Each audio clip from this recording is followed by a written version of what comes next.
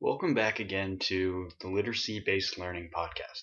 My name is Joseph Ungerleider, and you heard correctly. That was The Who in their 1978 hit, Who Are You? Who are you is exactly the right question for today's lesson. As teachers, it's important to know how our students identify, and today we will discuss the topic of language and identity. So if you ever try to ask a student, what is identity, and what is your identity? Or more specific in a disciplinary approach, what is your identity as a writer? They will have a hard time answering that question. And the reason for that is that identity is fragmented and fluctuates and is based on context and moments. Identity can also be static. Identity is a broad term and a loaded one. Although intangible and relatively impossible to define empirically, it nonetheless occupies an important place in education. For now, we are going to understand identity as a construct that reflects the beliefs, personalities, appearance, or qualities that make a person self-identify or a group identify collectively. We will discuss later the multiple layers that make up identity. I believe it's important for students to self-identify and also for faculty to understand how their students identify so they can create better relationships with their students and have a greater understanding of the nature of their classroom. Joan Clifford, author of the article Identity, Language, and Power in Community-Based Language Learning, a Framework for Educators. She mentioned that it is also important as teachers to be aware of what we ourselves bring to the classroom experience. That means also self-identifying as teachers and sharing that with our students. So now we're going to talk about the four aspects of identity, or the four different ways to identify. The first is master identities. It's relatively stable and unchanging. It includes stuff like your ethnicity, gender, age, national origins. Then you have interactional identities. They refer to relatively stable roles that people take on a communicative context with specific other people. For instance, I'm the second oldest son of my family, and I'm a graduate student. Those things are relatively stable and most likely will not change throughout the course of my life. You also have personal identities. These refer to ways in which people talk and behave towards others.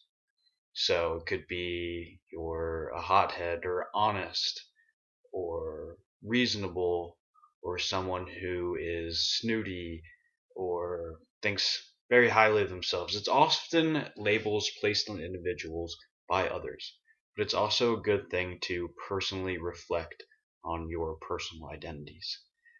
They've often treated as stable and unique, but it's often contested and changes. People also go through personal identity changes. Third, we have relational identities, and these refer to the kind of relationship that a person enacts with a particular conversational partner in a specific situation. So, these are important identities for students to understand, but also for teachers to understand the different relational identities, such as student-teacher interaction in the classroom versus a student-teacher interaction outside of the classroom. These multiple layers of identity also demonstrate that students are not just identified as ELL learners, or students aren't identified simply by their language. They have their own personal, interaction, master, and relational characteristics that make up their identity. So talking about language and identity, I would like to focus on gender identity and the importance of correct language when speaking to students. We as teachers model for our students how they should speak to people in the real world. I believe as teachers we should push past the gender binary language and recognize the multiple pronouns that are used to identify students' gender. Allowing students to self-identify creates a more inclusive and accepting classroom. Scholar Rosie Maters, in her publication entitled She, He, They, Ze, Her, talking about pronouns and gender language, in this she includes some tips for teachers when addressing gender identity.